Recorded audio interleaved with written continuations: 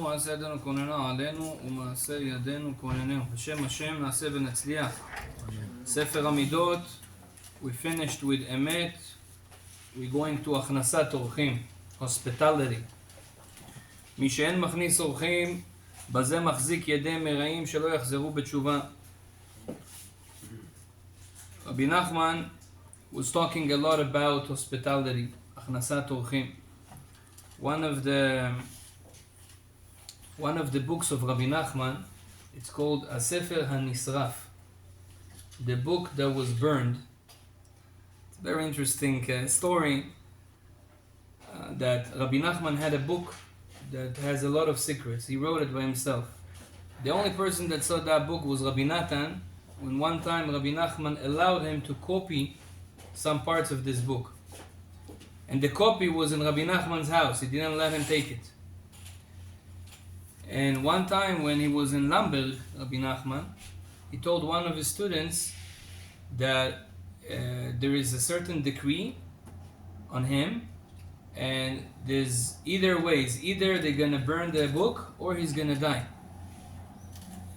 So he sent messengers, and this rabbi also, to burn the book.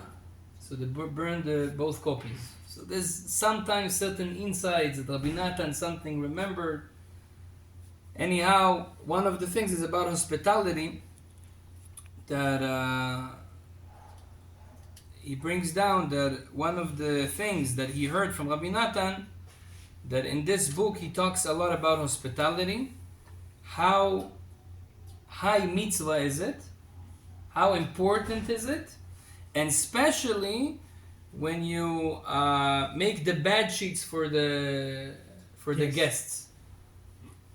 And there was a story with the grandson of Rabbi Natan, that he never ever let someone to put the bed sheets for the guests. He was doing it by himself, and even when he was very very old, he was doing it by himself. They told him, Saba, Abba, it's too much for you. It says this is I do for myself. I don't do it for them. I do it for myself. That's what he was saying. Means there's something very special about it. And here in Sefer haMidot, now we will see how many great things he brings about hospitality. So he says one thing, hospitality is so important that if someone is avoiding doing it, he causes people to not do tshuva. That's what he says. So this is, we can understand very clear. When you host people in your house, you bring them closer to Judaism.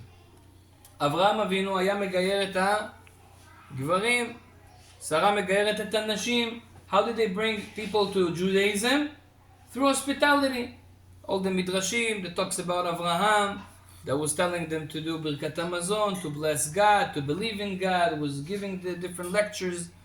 One of the ways to bring people closer to Judaism is to host them. When they see that you're so kind to them, and you also share with them words of wisdom, their hearts is, Baruch Hashem, waking up to HaKadosh Baruch Hu. So someone that avoid doing that, so he avoids bringing people closer to Judaism.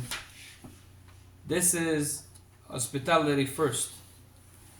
First point of Rabbi Nachman. Second one, עיר שאין בה הכנסת אורחים באים לידי גילוי עריות, ועל ידי גילוי עריות בא עליהם הריגה. So the מפרשים here, they say that most likely what Rabbi Nachman means here, it's what happened in the story of Pilegesh Bagiva.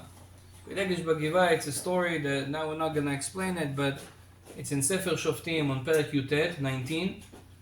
It's good to learn it with the Mefarshim, with all the commentaries, because if you learn it without the commentaries, good luck. You're not going to understand the right thing. But there was a whole situation that family and husband and a wife, there was they didn't have where to be, they didn't host them, and then it came to killing that half of the tribe of Binyamin. Yeah, and then half of the tribe of Binyamin were killed because of all this story.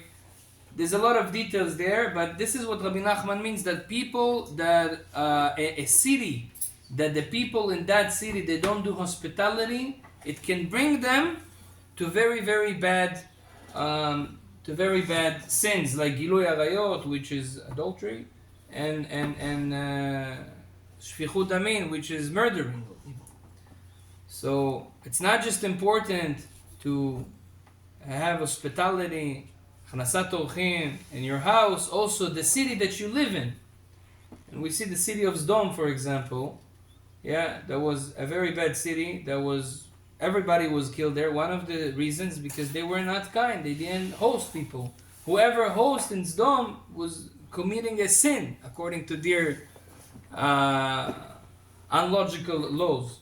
So this is what it brings.